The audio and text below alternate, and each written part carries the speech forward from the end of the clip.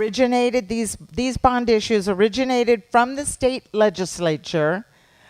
Both houses had to have a supermajority, that is 2/3, in order to pass them. And then there's a third hurdle that every bond issue in California has to surmount, and that is 2/3 of the vote of the electorate. Propositions 3, 5, and 6 are also referred from the state legislature. They are constitutional amendments. And to my surprise, and a little disappointment, they require 50% plus 1. No supermajority, just a simple majority to pass.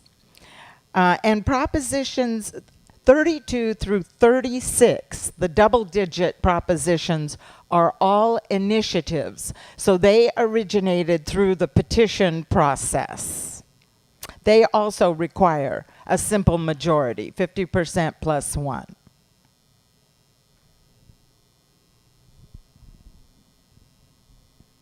I can't read that. I'll get it. Okay, that's right. All right. Okay. So Proposition 2 provides $8.5 billion to K through 12 schools and $1.5 billion to community colleges. Am I loud enough? I think let's start with this. Okay. The heading being Funds for Public Education Facilities. And the purpose of this is to renovate, fix, and construct facilities. If you vote yes on this, it supports providing $10 billion to build and fix schools and colleges. And if you vote no, it doesn't provide that money to fix the schools that way.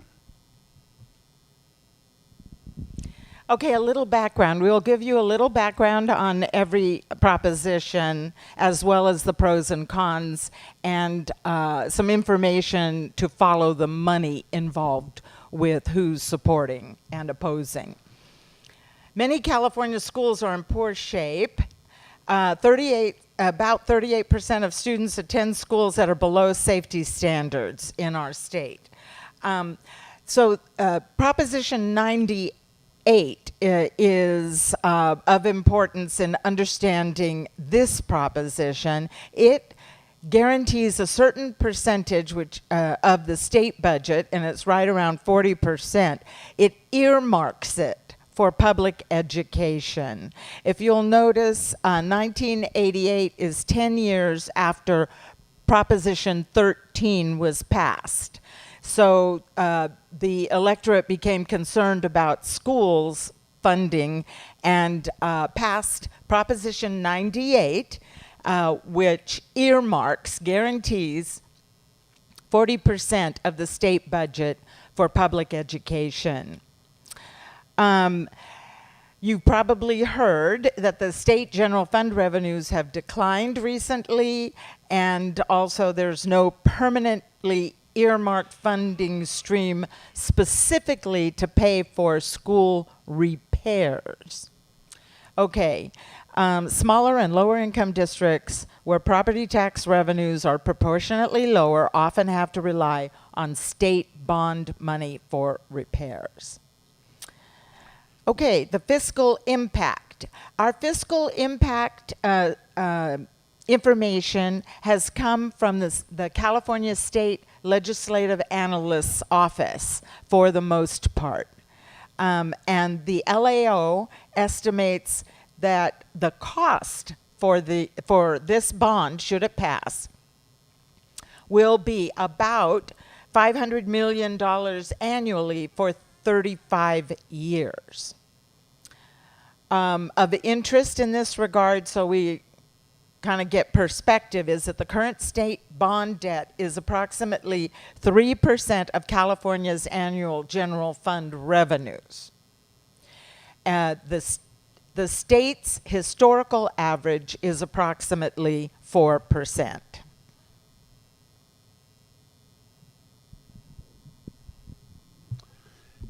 Okay, those who are supporting this would say that while it does not address all school needs, it will help address the most urgent ones, and that students deserve adequate facilities in which to learn.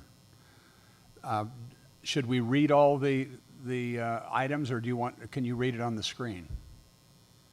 So I hate when people put slides up and they read the whole thing, but this list of supporters is not exhaustive, but it's a good representation of the types of groups that individuals and organizations that are supporting Proposition 2.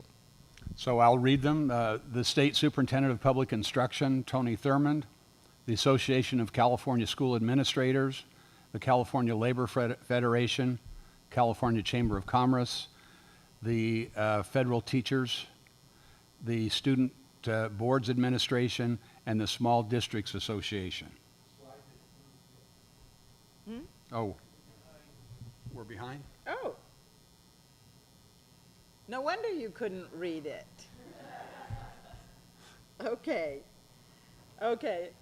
Sorry, but can we go to the cons? Or do we need to go back to where you can take notes? We're good. Okay. Yeah. So those against, opponents would say California should include school repairs in the regular budget. There are concerns about inadequate distribution of the funds. The proposition would not directly impact students.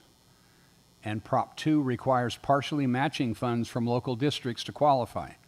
In order to meet this, local districts will have to issue local bonds adding to property taxes. And the supporter includes, as you can see, Howard Jarvis, And Taxpayers Association. in fact, that is the only opponent, oh, that should say opponent. That is the only opponent of Proposition 2 that is listed. I just want to draw attention to the fourth bullet here, which is probably an important part of this proposition, that the funds are, we can't say matching funds, because it's not a one-to-one match, but local entities will be responsible for generating some funds in order to qualify for more funds from the state through this bond. So we're going together to the next. So that means the district has to go and get a bond issue approved before they apply for matching funds? That's our understanding. Well, maybe, yeah, before, during. And it wasn't clear that it had to be a bond for them to match the funds, that they could get the funds from other ways perhaps, but they did not make that clear. Yeah, they don't necessarily have to float a bond if they have enough reserves, for instance. I'm going next. Okay. Talking 500 million for the entire state, 500 million annually for 35 years. That is the cost of servicing. That is the cost of servicing the bond debt. Yeah, principal plus interest. Yeah. This will all be funded through property taxes, correct? Hmm? On every California? The property tax, he said, is a general fund. No, this does not hit property tax. Right.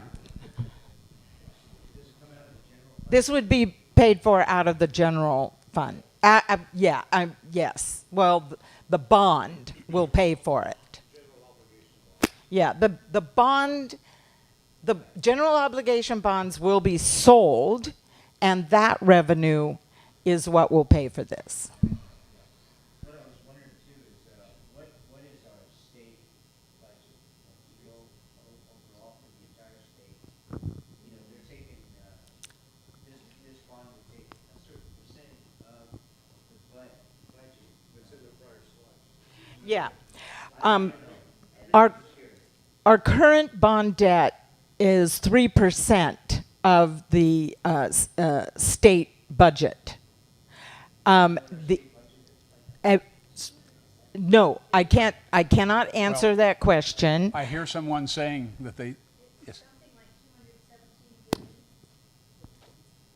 I've heard something similar, but I don't want to go on record saying that. Right. And I believe, didn't we read that this would amount to another 0.5% added to that 3% obligation?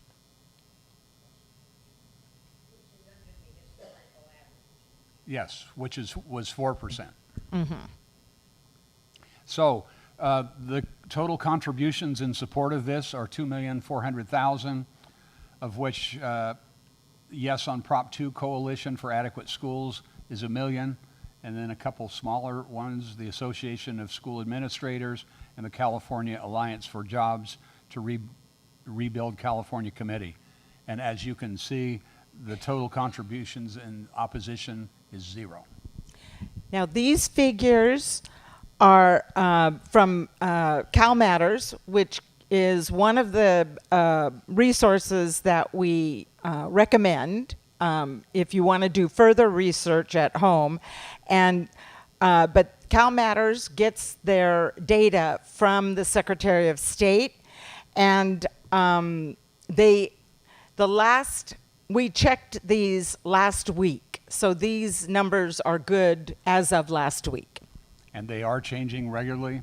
There's a pamphlet on your on the chairs beside you that has several sites, and that Cal Matters is one of them on there. If you just highlight the heading on that, it will come up. Okay. We'll move on to Proposition 3. Is that okay? We've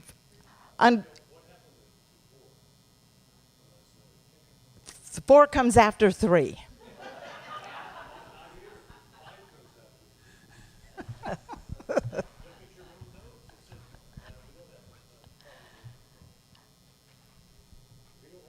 Okay, stay tuned, Gene. Okay. Oh, you want me to do this one? Sure. Okay. Proposition 3 addresses marriage equality. And the purpose is it would formally repeal a section of state law by amending the state constitution to allow same-sex marriage and interracial marriage. All right, so yes and no are pretty straightforward in this case. Yes would allow same-sex marriage, and no would retain the current unenforceable law against same-sex marriage. Now, we need to give you background on this. Oh, yes. Wait a minute. No, that's wrong. Oh, the passage requirement is, I'm sorry, this is, it's not 2/3. It is 50% plus 1 on this, because this is not a tax item, financial item. Good catch. Okay, historically, and I don't know how many of you are aware of this, but historically, California's constitution has banned interracial marriages, but you know, sometimes back in the mid-1800s, our constitution made illegal a marriage between Chinese and white. A little bit later, marriages between Japanese and white were made illegal. Also, marriages between African Americans and whites. But our Constitution, until the year 2000, said nothing about same-sex marriage. Proposition 22 in the year 2000 passed, and as did Proposition 8 in the year 2008. Both of them explicitly prohibit same-sex marriage. However, those were overturned by the U.S. Supreme Court in 2008, 2009 as being unconstitutional. The underlying law is the Equal Protection Clause. Thus, California does not and cannot enforce this law. Fiscal impact is 0. Those who support this say that some same-sex couples should enjoy equal protection under law. Current law has been found to be unconstitutional and unenforceable, and thus our Constitution should be brought into compliance. Uh-oh. Uh-oh. Appreciate. Yes. It's also a moral statement of law. Those supporters would include Gavin Newsom, California Democratic Party, California Labor Federation, the ACLU of Northern California, and Planned Parenthood affiliates of California. Okay. Okay. Opponents. What are opponents saying? There's no need to amend the Constitution in this way. We should retain language expressing public definition of marriage as a union between one man and one woman, and it's a moral statement in our law. So both sides feel that their approach is a moral statement in our law. Opponents include the California Baptists for Biblical Values, California Family Council, and Concerned Women for America Legislative Action Committee. All the money. Okay. So there's total contributions in support of this, $3,930,000, of which the Federated Indians of Grayton Rancheria is one for $2 million. Kevin De Leon, believing in a better California ballot measure committee. Yes on Proposition 3, 32, and 33 are donating $600,000. And the California Federation of Teachers, $300,000. And again, the opposition would be 0. Okay. Why don't you start? You want me to? Sure, either way. Hmm? There's no organized groups that are contributing to the position for Proposition 3. Is that what you're saying? Correct. There are no reported filings. Correct. As of September 10. And reported by several nonpartisan organizations. Okay. Well, So Proposition 4, funds for climate change resiliency. This would authorize $10 billion bond debt for climate-related efforts, including several, as you can see the bubbles here, eight categories. 8 categories. First one being drought, flood, and water projects, $3.8 billion. Forest health and wildfire prevention, $1.5 billion. Coastline protection, $1.2. Fish and wildlife programs, again, $1.2. Energy infrastructure, $850 million. State parks, $700 million. Extreme heat protection, $450 million. And agricultural resilience, $300 million. What does your vote mean? A yes would mean that they could sell the $10 billion in new bonds to fund various projects to reduce climate risks and impacts. If no, the state could not sell those bonds or could not sell this in new bonds. The passing requirement would be 2/3.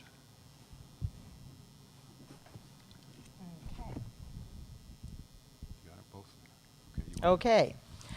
A little bit of background. Catastrophic climate events such as forest fires, droughts, and floods are becoming more common in our state. I don't think that's news to anybody. Recent budget deficits have led to $9 billion in cuts from programs meant to reduce pollution and greenhouse gases. And climate change is impacting farming, water quality, and wildlife. Okay, the fiscal impact is estimated at $400 million a year. This is for the bond. Estimated to service the bond would be $400 million a year for 40 years to pay it back. Projects funded would reduce future costs of damage from disasters.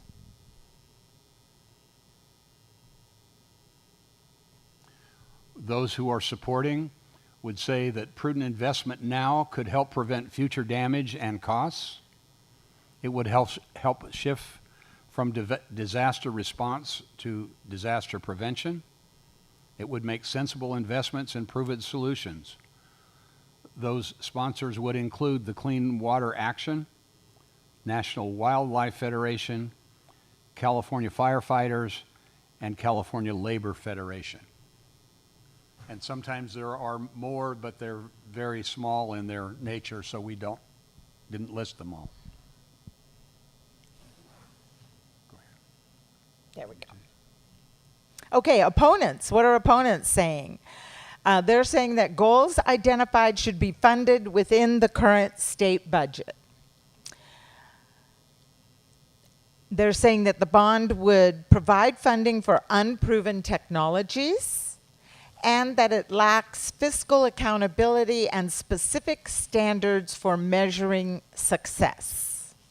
Opponents include the Howard Jarvis Taxpayers Association and Senate GOP leader Brian Jones and Assembly member Jim Patterson.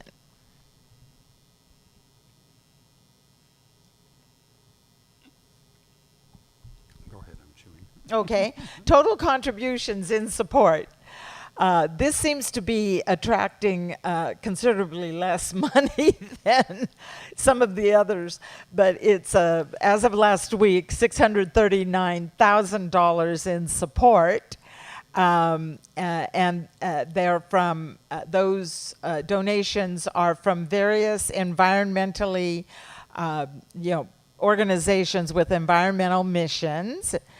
And you can see them there. It's not exhaustive again. And then total contributions in opposition as of last week was 0.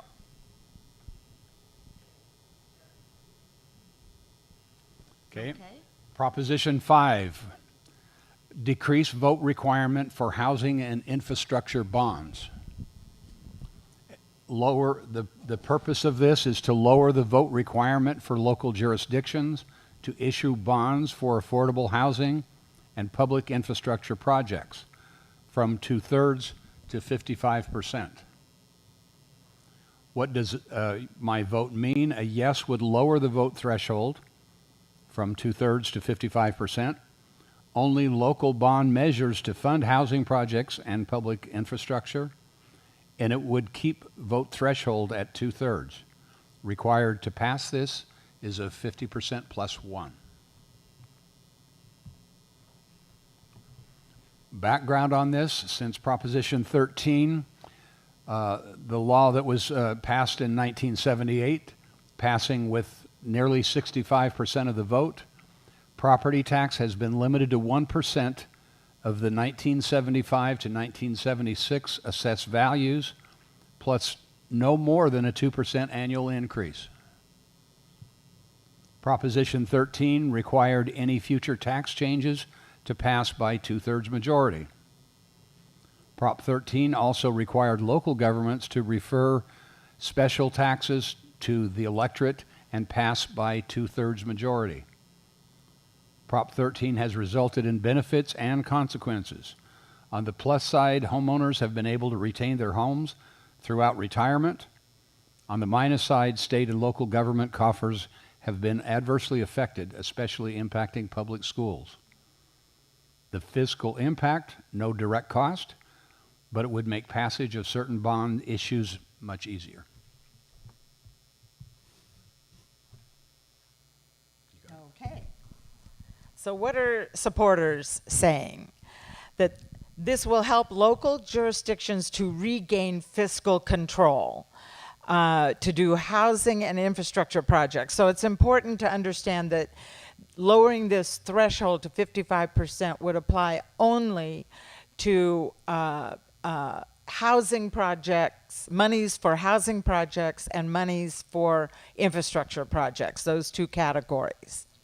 Each project will be required to establish a citizens commission to perform transparent annual audits to ensure that the funds are being used according to the intended purpose until all funds have been expended. It gives local governments another tool to ease homelessness. And a 2/3 threshold, they argue, to pass tax increases is unduly burdensome. So some of these supporters are the California State Association of Counties, California Democratic Party, the Labor Federation, the State Building and Construction Trades Council, and we'll get back to that in a moment, professional firefighters, and Habitat for Humanity.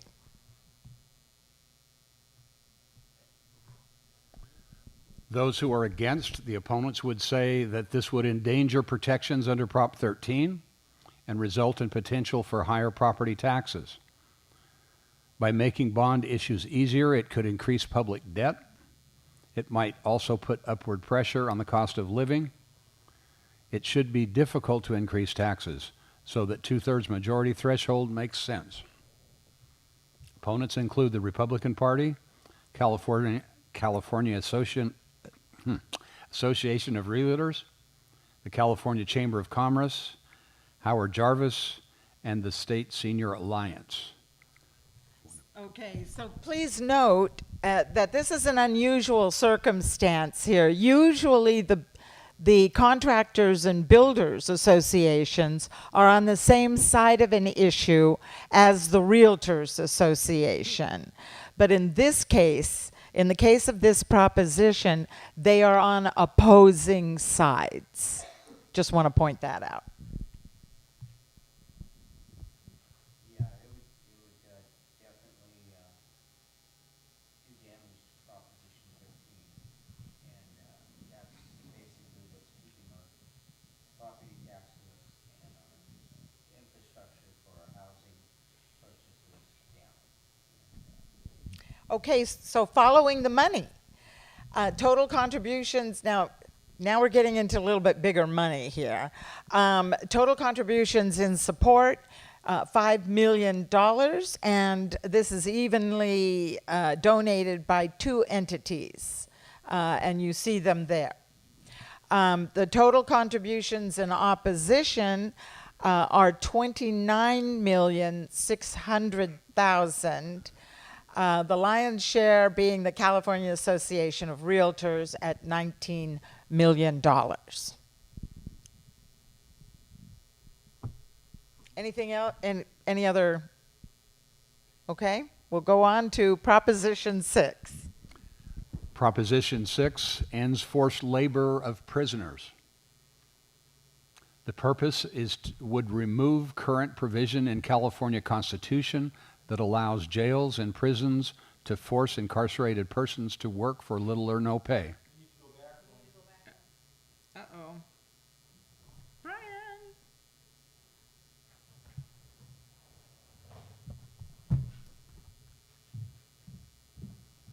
Excuse me, technical difficulties. Thank you.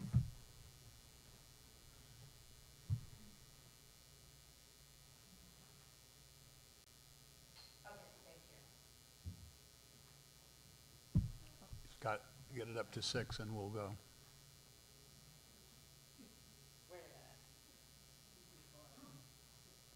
Yeah. There it is. Okay. Good? Okay.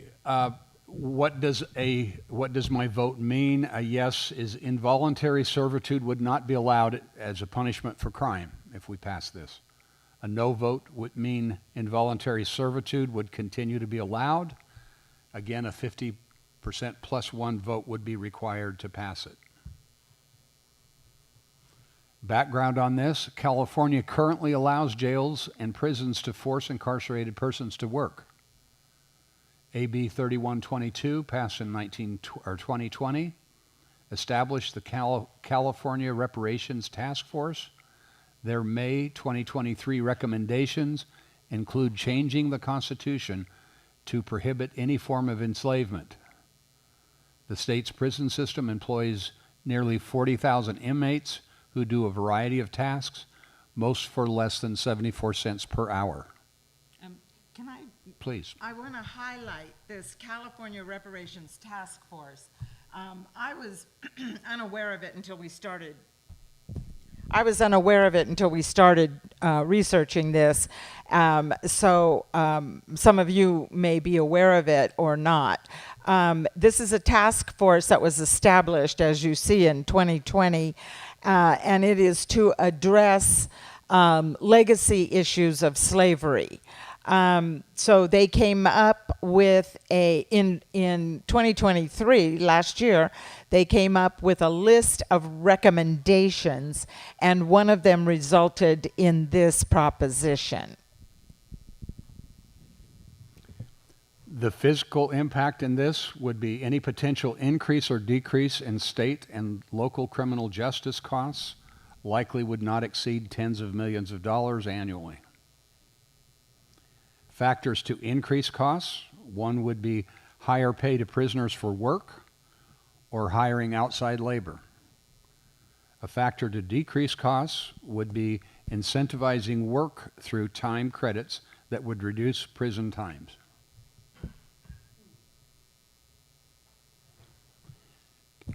Okay, supporters are saying this would end slavery in California and uphold human rights and dignity for everyone. It would replace involuntary servitude with voluntary work programs. And it has bipartisan support. We looked into that, and in the California Senate, one Republican voted in favor of it, and the rest were split between no votes and just not voting. But in the lower house, it is indeed bipartisan. Okay, so you'd like us to read everything, or can you see it up there? We can see it? Good. So the Republicans are listed as supporting that, right? Correct. Yes. Mm-hmm. The types of work that prisoners are doing is, I thought was examples of firefighting and also picking up trash, what I see along the road, and maybe some in-house, manufacturing things. Correct. It's a variety of work.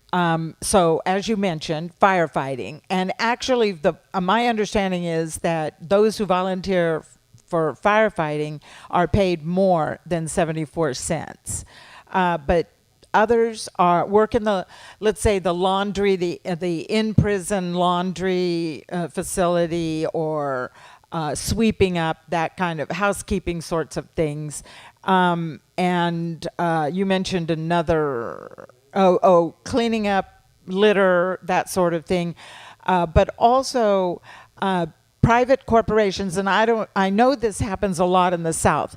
Apparently it happens in California as well, but I don't know to what degree. But private corporations can contract with prisons for labor, and they get the labor at much reduced cost, because our minimum wage is $16 and they pay 74 cents per hour. And the prison makes a profit off of that labor. And what makes it involuntary is that if a prisoner declines to do the work, then they're put in solitary confinement or some other punishment.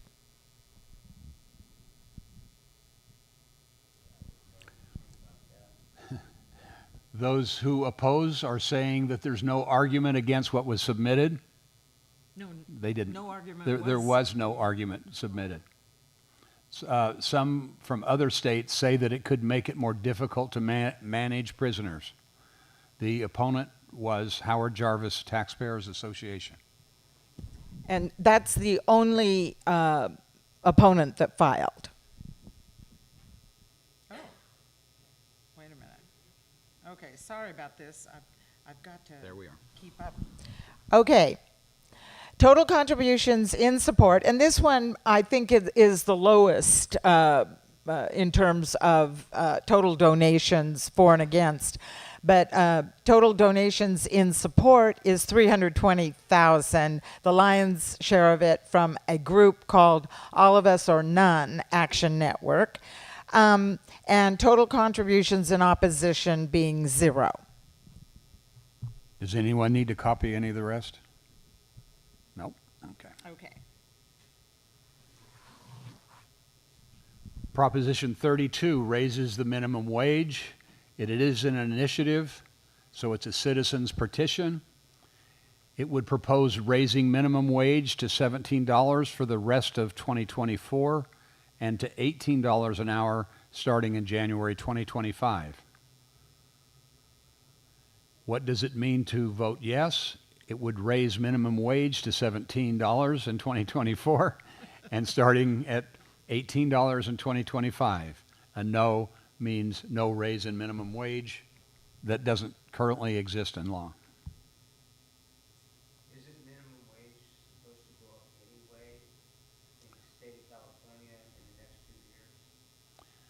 That's correct, and as we move forward, you'll understand some of that, and if that's not the case, then ask again. Yeah, it's inflation based.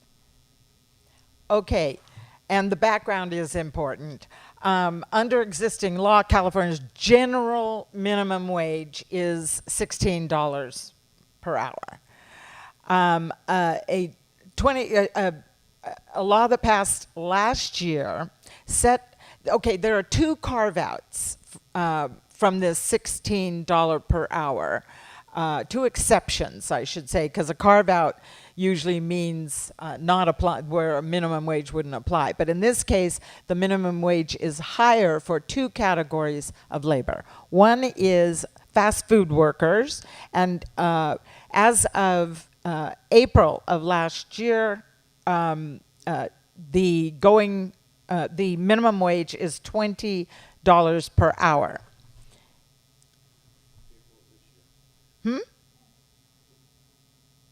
What's that? He said April of this year, and our reading said it was in 2023. Oh, it's a 2023. Okay. Yeah, maybe it was this year. Okay. Anyway. Okay, for healthcare workers, increases, the system for increasing the minimum wage for healthcare workers is more complicated. There are 4 categories of healthcare workers depending upon the type of facility that they work at. And for each one, the increases come in at a different pace. The goal for all of them is $25 per hour. But they arrive at that, depending upon their category. Some of them will arrive at that in 2 years, and some of them would arrive at that in 7 years. And the healthcare workers negotiated that to get money up front and then reduce their asking later. Now, a similar measure was attempted a couple of years ago, but they missed the deadline. So one of my questions was, why does this proposition raise minimum wage for 2024 when the election is in early November and it would apply only for about a month and a half? And then in January it would go up another $1. And the reason is because the language for this remains what it was back in 2022. It was more incremental in 2022, but because they got all the signatures back then with that language, they had to keep the same language. The fiscal impact would be higher costs for local governments due to higher wages for employees. The state could save several hundreds of millions of dollars as fewer people will qualify for health care and food programs. What supporters would say, they say it would benefit workers statewide who don't benefit from industry-specific raises or live in cities that require higher wages. We have some cities in California that have separate minimum wage laws. It helps families afford basic needs. It would be spent on local businesses. It would help reduce low-income Californians' use of taxpayer-provided benefits. Again, I can read those who support it, or you can look at it yourself. Good. Okay. Oh.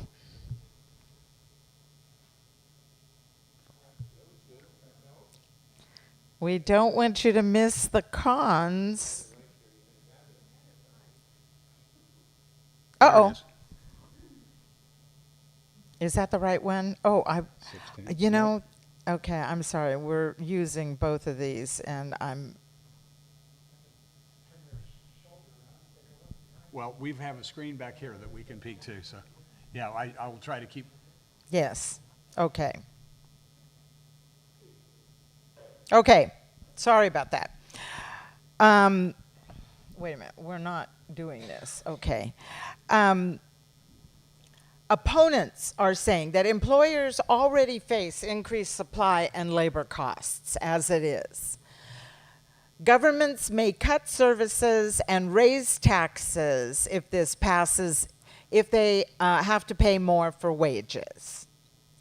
Private employers should be able to make these increases incrementally over 2 to 7 years, just as for the healthcare, the formulas for the healthcare workers. And those are some of the opponents. Anyone need us to stay on this slide any longer? Okay, all right.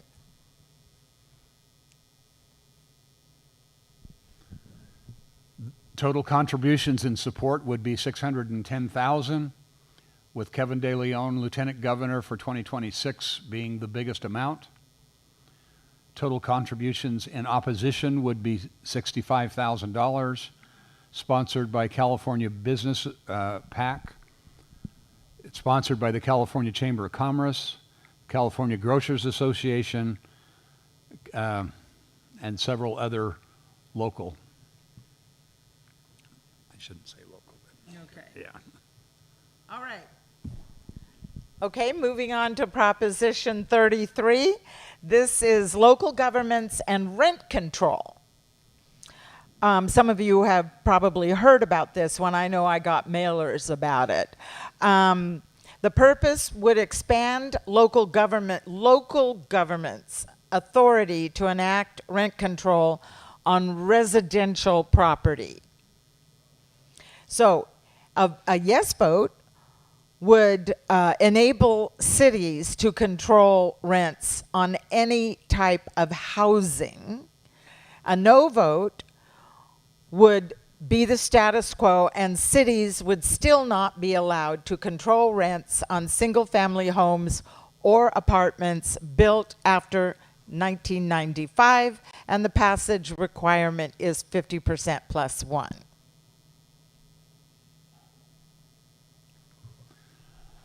Some background on this: the Costa-Hawkins Rental Housing Act of 1995 generally prevents cities and counties from enacting rent control on some properties. In 2019, a 2019 law limits annual rent increases statewide to 5% plus inflation. It attempts to overturn the act that did not pass in 2018 and 2020. And we should point out, because this question came up earlier today, this 5%, this limit to 5% plus inflation is only for existing renters. If a renter moves out and a new renter comes in, then this does not apply. Then the rent can be adjusted. It should have little effect on the state budget, and the likely decrease in monies local governments get from property taxes. It could be tens of millions of dollars each year. Okay. So supporters are saying rents are too high. Also, this bill would return decisions about rent control back to local governments. Supporters include the AIDS Healthcare Foundation, the Democratic Party, Veterans Voices, the Nurses Association, and the Alliance for Retired Americans. Those opposing say that it would worsen the housing shortage. Go back. We got it? Good. Okay. It does not actually include protection for renters, and voters have voted similar measures down twice. Opponents might be or are the California Small Business Association, the California Rental Housing Association, Senior Alliance, Council of Carpenters, and the California Chamber of Commerce. And it's kind of interesting that the California Senior Alliance is against this bill, and the California Alliance for Retired Americans is in favor of this bill.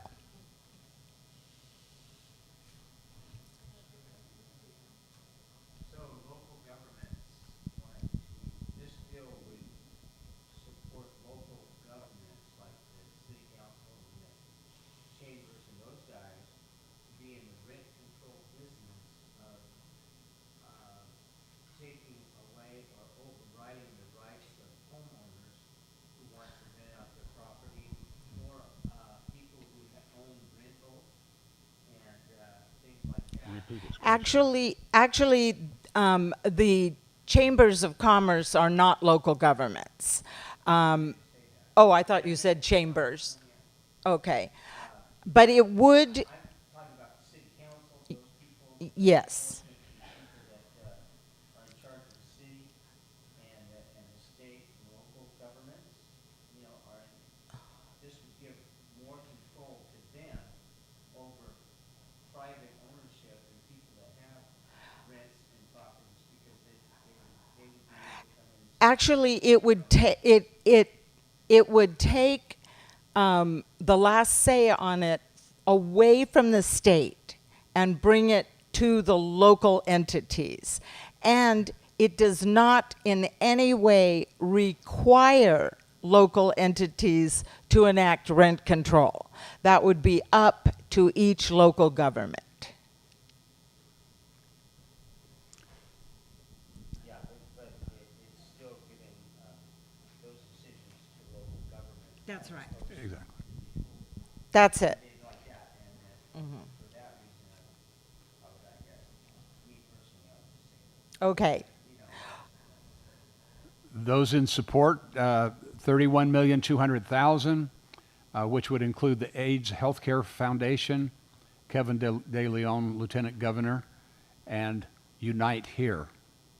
Total contributions in opposition would be $53,900,000.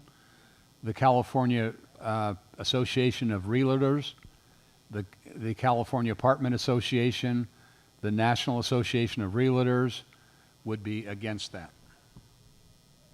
Okay. Getting close. All right. Proposition 34, which is about prescription drug profits. We have a couple of healthcare related propositions here. And this is the first one. So the purpose of Proposition 34 is it would require, now this one gets into the weeds, I'm warning you. This would require healthcare providers to spend 98% of revenues from the federal prescription drug discount program on direct patient care. So there are two main points to this proposition, and the second point is it would permanently authorize the state of California to negotiate Medi-Cal drug prices. Many of you may or may not be aware of the federal drug discount program. This is a federal program by which the national government negotiates drug prices with pharmaceutical companies for the purpose of making drugs more affordable to low-income patients. And in California, we call that Medi-Cal patients. We'll get to the background. A yes vote would require certain healthcare providers to use nearly all revenue from this federal discount program on patient care. And of course, a no vote would retain the status quo. The background in this case, Medi-Cal providers, health care coverage for people with low income, so it would provide health care coverage for low income. The federal drug discount program enables qualified health care providers to purchase drugs at discounted prices. But to qualify, they must serve low-income patients and also nonprofits. And also be nonprofits. Excuse me, yes, and be nonprofits. These providers are also allowed to charge higher prices for these same drugs to people covered with private insurance. The profits may be used for any purpose the provider chooses. That's the current situation. The fiscal impact might be the millions of dollars to identify and punish violators. Fines may make up the costs. Excuse me. Okay, so is that clear to everybody that this federal discount drug program makes discounted drugs available to healthcare providers who provide care to low-income, to Medi-Cal patients. And they must sell those drugs to the Medi-Cal patients at discounted rates. But any of those drugs purchased at that discounted rate may be sold to people who are privately insured at higher rates. And currently, the profits from that may be spent any way the healthcare provider wishes. And this bill would require that the profits, 98% of the profits, be applied to patient care. Do you want me to do the pros? Okay. Providers, this is what supporters are saying. Providers receiving federally negotiated discounts would be subject to transparent accountability for how the profits are being used. It would also require current abusers to redirect profits from selling these discounted drugs back to their original mission of patient care. And it would drastically cut the costs for Medi-Cal patients by permanently authorizing the state to negotiate lower drug prices. So you can see the supporters. I thought it was odd that the California Apartment Association is a supporter of this bill, but there is a reason for that, which we'll get to in a moment. But also the ALS Association, the San Francisco Women's Cancer Network, and the Republican Party. Those opposing this is an attack by wealthy landlords against the AIDS Healthcare Foundation, which supports rent control. Are we up there? So are you getting the picture? Federal law permits profits to be used to support any nonprofit mission of healthcare providers. So opponents includes the AIDS Healthcare Foundation, the Consumer Watchdog, and housing is a human right. Do we want to discuss that? Go ahead. Okay. No. Oh, Yeah. Well, okay, sure. The AIDS Healthcare Foundation calls this a revenge bill because. Okay.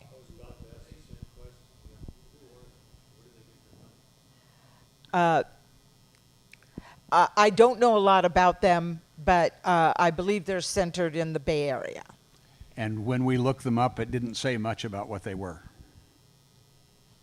But they do provide housing as well as health care to AIDS, people with HIV positive and AIDS.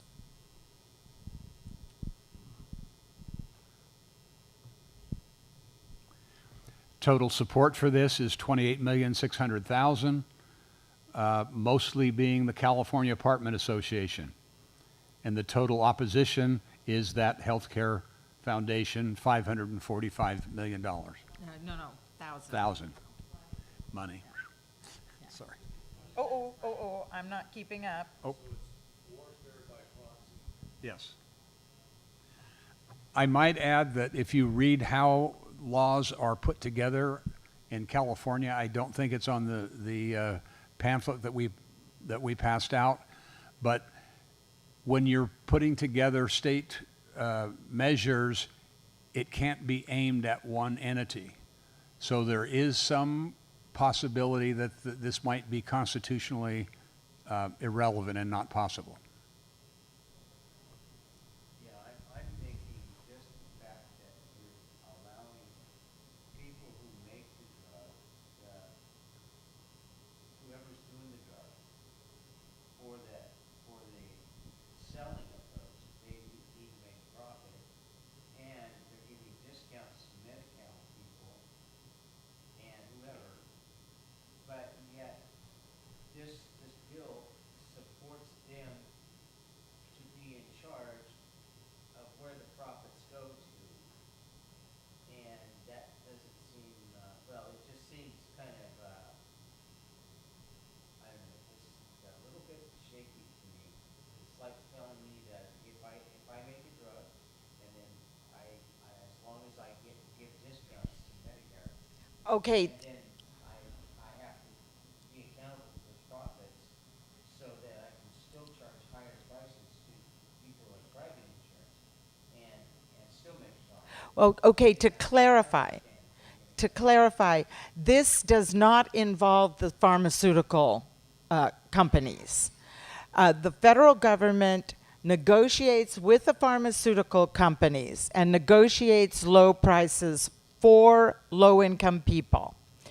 And what this bill pertains to is California healthcare providers who prescribe those drugs. So when they prescribe them to low-income people, they must sell them at low rates. But when they prescribe them to privately insured patients, they may they may sell them at higher rates, and that's the profit. Right, it is two-tier pricing. Yeah, but it doesn't involve the pharmaceutical companies making the profit off of these drugs. And people that prescribe the thing, and they're going to promote whatever drugs that they want to give the person, and they say that's okay. But then, it's just weird. It just seems weird. Let's move on. Okay. So this is the second healthcare-related proposition on your ballots, and it is regarding a provider tax to support Medi-Cal. So, thank you. Okay. And this is a much simpler concept, and it would make permanent the existing tax on managed healthcare insurance plans. So what would your vote mean? A yes vote would make the existing tax permanent, and a no vote would allow the existing tax to expire in the year 2026. Background on this, Medi-Cal program provides health care services to more than 15 million low-income Californians. The federal government pays 50 to 70% of the program. For the past 20 years, a temporary tax paid by the managed care organizations providing the services helps to pay the California's share of Medi-Cal. This monthly tax is $185. 182, excuse me, and individual Medi-Cal patients, $1.75. We've got this from several sources, but it just doesn't seem to make a lot of sense. And we tried to understand. Does anyone here understand why the tax varies so much depending upon if they're individual Medi-Cal patients or commercial enrollees? It's a 100-fold difference. And try as we might, these numbers were very consistent from source to source, and try as we might, we could not understand what the difference is. But it's a significant difference. Yes? I believe it's because the Medicare providers, medical providers, like Kaiser or large organizations, negotiate for a much smaller rate. Please use the microphone. Yes. Oh, okay. I believe it's because the large companies that provide services like Kaiser and some of the others, they negotiate a much lower rate for whatever it is they're doing versus a person who's just on Medicare, is low income and is not part of any organized services. I believe that's what has happened. Are you saying, keep the microphone, please. Are you saying that for entities like Kaiser, it would be $1.75 per enrollee? Yeah, the much larger organizations negotiate a smaller price. Interesting. Okay. Thank you. Thank you. Yeah. But it's monthly. This tax will expire at the end of 2026 unless California legislature and the federal government approve it again. The fiscal impacts, the state costs will likely increase by $1 billion to $2 billion annually.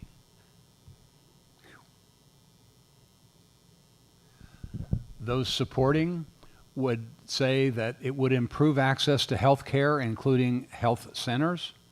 It would make prescription drugs more affordable. It would allow higher payments for healthcare workers. Okay. As you can see, those who support are mostly medical entities. And something that might get your attention at the bottom there, very rare situation where the Democrats and the Republicans agree. Both parties are supporting this.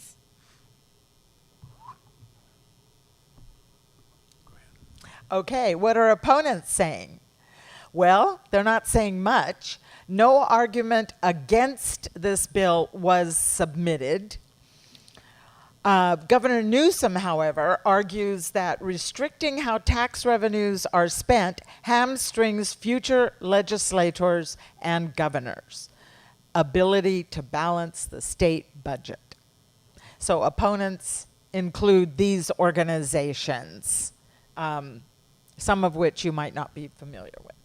Okay. I'd like to just make a comment. The governor opposes it because he wants to take this money and use it to fund the deficit as opposed to give it to the medical situations that it's intended to fund. Is this where you want to share those? Huh? Is this where you want to share those those bills that passed? Oh, no, that's the next one. Okay. Yeah. Okay. Okay. Thank you. Okay, another comment. Yeah.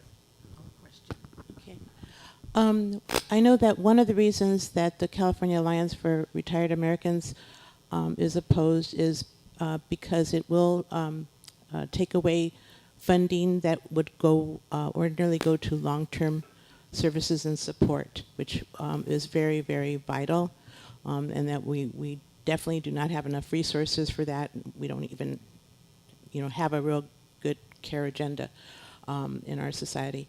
And also, I know that the California Pan-Ethnic Health Network indicated that if this passes, they would actually lose, and don't quote me, but from my memory, I heard that right now there's an ability for citizens or public to have input, and this would take that away. Okay, thank you.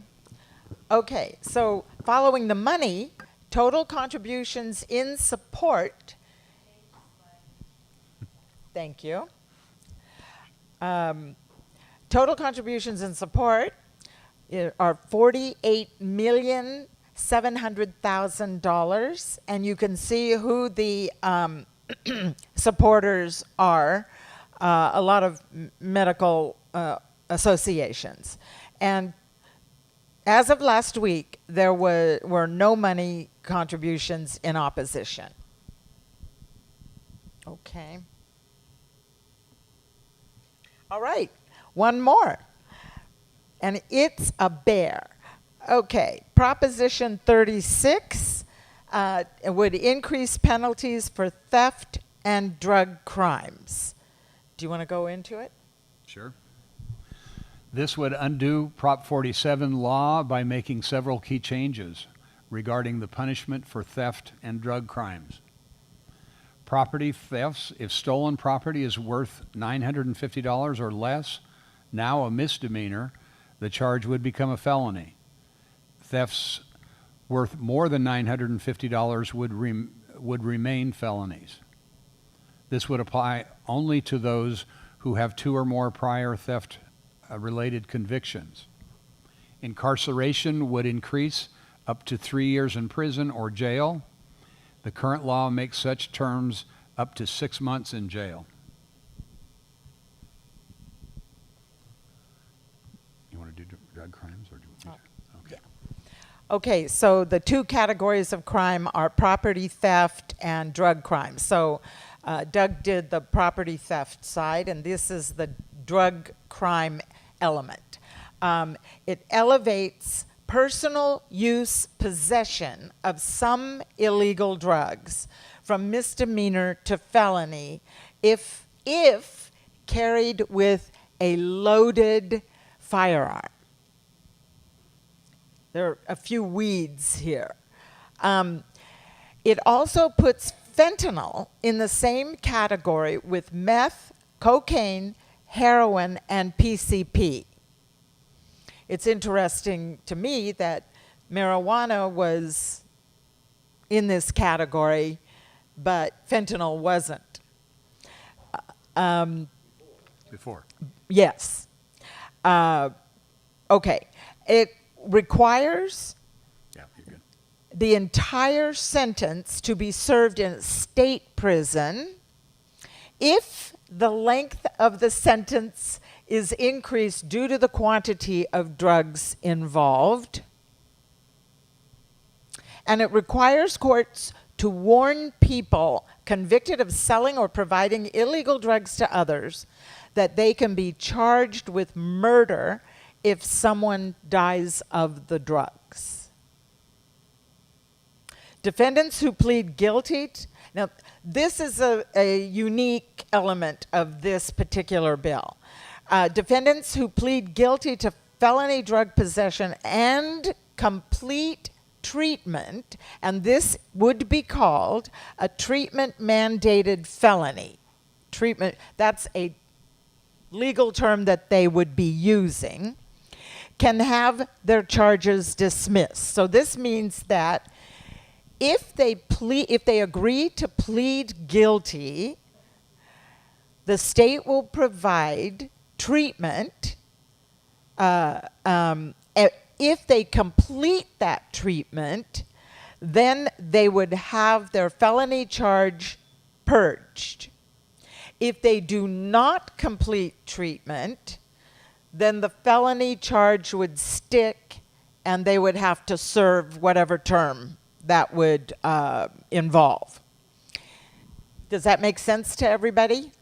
Would they still be subject to the misdemeanor element of the crime? No. No. It seems to us that the purpose here is to rehabilitate so that to lower recidivism. Okay, so a yes vote would strengthen the legal remedies to thefts and drug use beyond Prop 47 by making some misdemeanors into felonies, lengthening sentences, and etc. And no would keep Prop 47 unchanged. The background on this, Prop 47 passed in 2014 would reduce punishments to misdemeanors for theft of property worth $950 or less and personal use of illegal drugs. Proposition 57 in 2016 made parole easier for felons convicted of nonviolent crimes. It also allows judges rather than prosecutors to determine when a minor can be tried as an adult. Also, Prop 20 in 2020, in an attempt to undo provisions of these two laws, failed. Although the overall property crimes in California have decreased by half since the 1990s, smash and grabs have increased in recent years. Fentanyl use and its consequences have increased dramatically.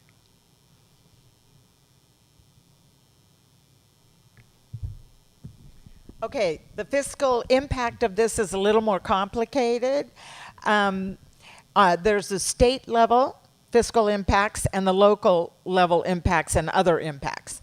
At the state level, in terms of prison impacts, with some prisoners transferred from county to state facilities and with that combined with longer sentences, prison population could increase by a few thousand people. And as you can see, the current population in state prisons in California is 90,000.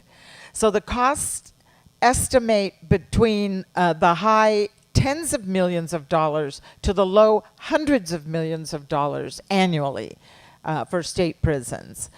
At the court level, the workload would increase as felonies take more time to process than misdemeanors, and treatment mandated felonies also increase workload. Okay, at the local levels, in terms of prison impacts, there would be some decrease in inmates sent to state prisons. There would be some increase due to longer sentences.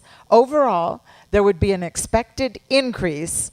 The current population in California, when you combine the 58 counties' local prisons, is 250,000 people. The impacts on the courts is it would also increase the workload on local courts as well. Other impacts. It would reduce monies available through Prop 47 for victim services. So Prop 47 carves out monies for victim services, mental health and drug treatment programs, and also for school truancy programs and dropout prevention programs. So the LAO prediction is that it would reduce those monies to about low tens of millions annually.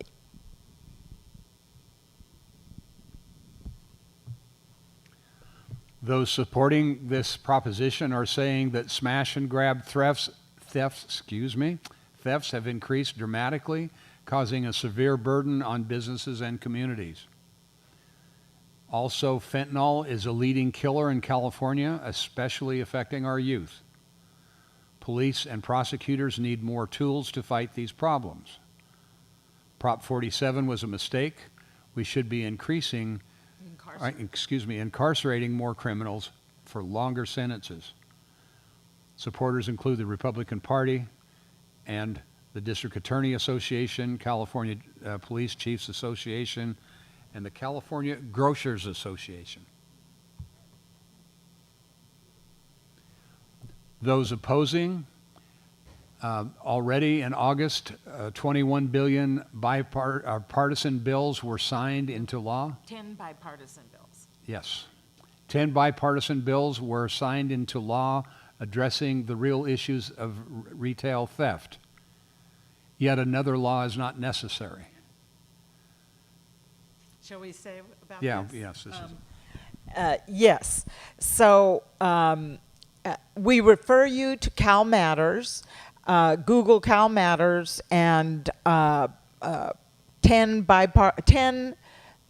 bills, and your other keyword could be Proposition 36. To learn more about these 10 bills that became law in August, very recently. So, shall we say what the Well, the legislature moves very slowly, but there was a panic passage of bills in one month, totaling 10. yes, Sensitive issues. yes, and some people say it was because some of the of this Proposition 36 is some legislators do not like some of 36, so they pushed through these 10 bills that address what they think are the most important parts of Proposition 36. And you can find this on that handout where you can pull it up, and there are several other sources that'll help you on that. Go ahead. Studies show that longer jail and prison sentences do little to curb crime. Mental health care and rehab treatment work much better. Prop 36 approach would be expensive for taxpayers, and money for recidivism reduction programs and victims' trauma recovery would be cut. Opponents would include the Democratic Party, the ACLU, Anti-Recidivism Coalition, Disability Rights of California, and Action for Safety and Justice. You want to do the money? There it is. It's Good. a little sticky. Gotcha. Okay. The monies in support are $11,700,000, mostly from large big box stores, and also the California Business Roundtable. Total contributions in opposition are $1,740,000, so about 10% of the support monies.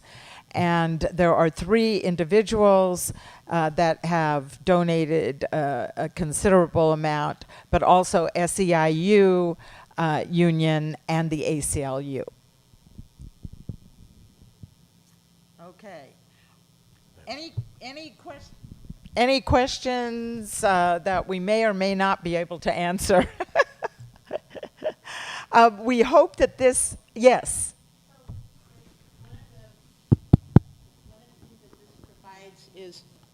Thank you.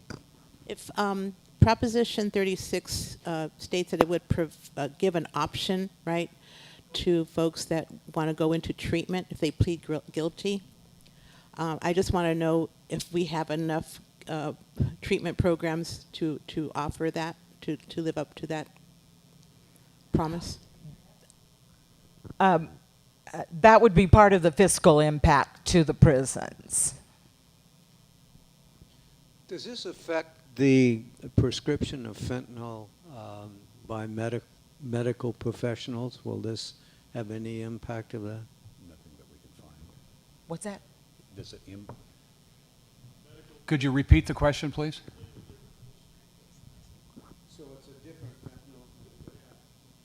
What you get in the hospital is very different from what you find in the street. Can we share that with everyone? Yeah, he asked if this had anything to do with the medical fentanyl that you would get in the hospital, and the answer is medical fentanyl in the hospital is completely different than street fentanyl. Oh, right, right.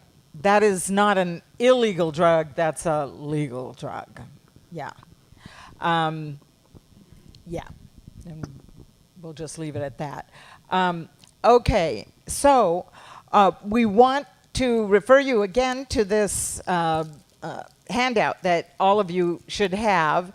Ballotpedia, Cal Matters, the California Ballotpedia is a wealth of information. All of these are nonpartisan and very reliable sources.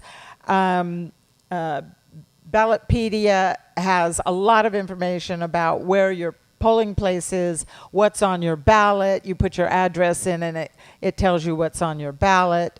Cal Matters has 1-minute videos, no kidding, 1-minute videos on each proposition, and it gives you a very brief summary of pros and cons. Much more succinct than we were. Yes.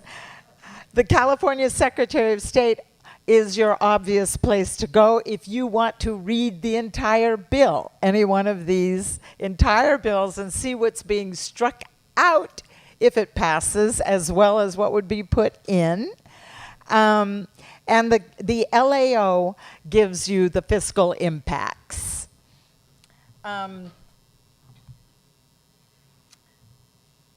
Okay, and the League of Women Voters publishes what we call the Easy Voter Guide, and it just came out last week.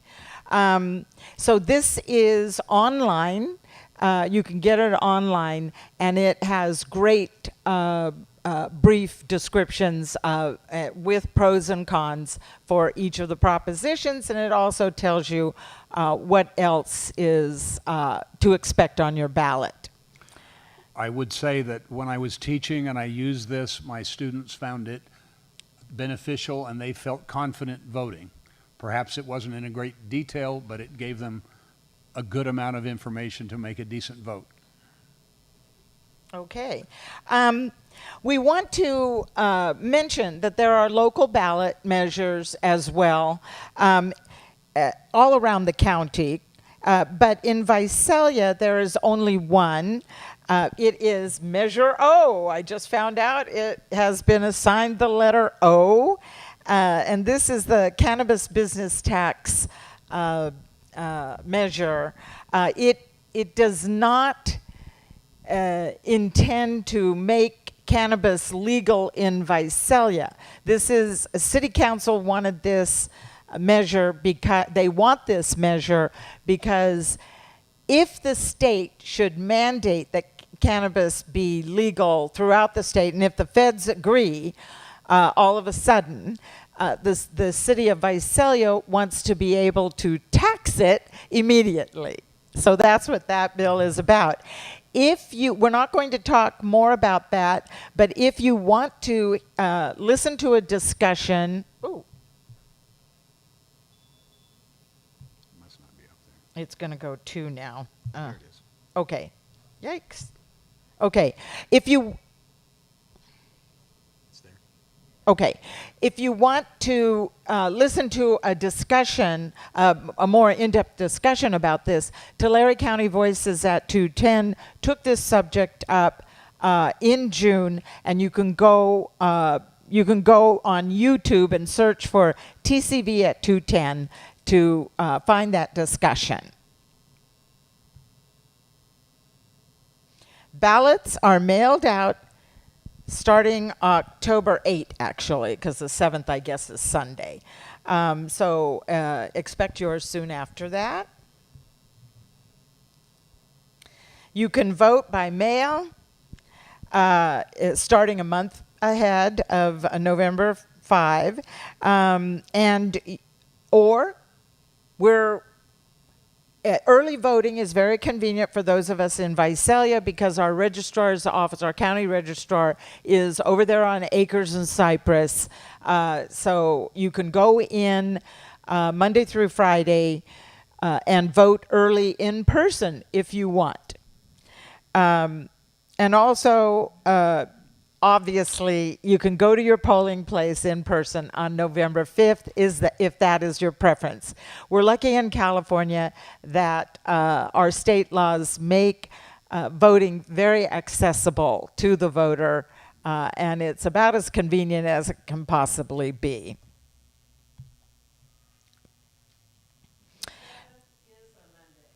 Oh, it It's is? Monday. Oh, okay. So it is the 7th that the registrar's office will be mailing the ballots. Where to drop your ballot in Visalia? There will be 4 drop boxes. There will be 14 or 15 around the county, 4 of them in Visalia. So at the county courthouse on Mooney, the registrar's office on Acres, Public Library downtown, and Government Plaza, which is across the street from Mooney Grove. Or you can just drop it in a mailbox. No postage necessary. Okay. I'm sure you all have questions, but you have questions for us. Yes. I'd like to add a con to the Prop 33 rent control. Okay. It leads to scarcity and blight. Scarcity because investors will build apartments where there is no rent control, and blight because a long-term tenant who isn't allowed to raise the rate, well, you know, the apartment or whatever will deteriorate because the landlord will not want to put money in something that's not producing a return. Has that happened in Berkeley? You went to college there. Well, it happened in mobile home parks is where Okay. yeah. But I think of Santa Monica, I think there's shortages in Santa Monica and Berkeley, but I don't have data on that. As we know, housing in California especially is a real conundrum. It's also more expensive. Huh? It's also more expensive. Yes. It is expensive. I used to live in Tokyo, and so California doesn't seem that bad. Evidently, we have a lot of opportunities because we have a lot of people moving in and a lot of people moving out. So I don't know whether it can maintain itself with property values being what they are. We'll see. Okay. Well, thank you, everyone. You've been very patient, and thank you for your engagement.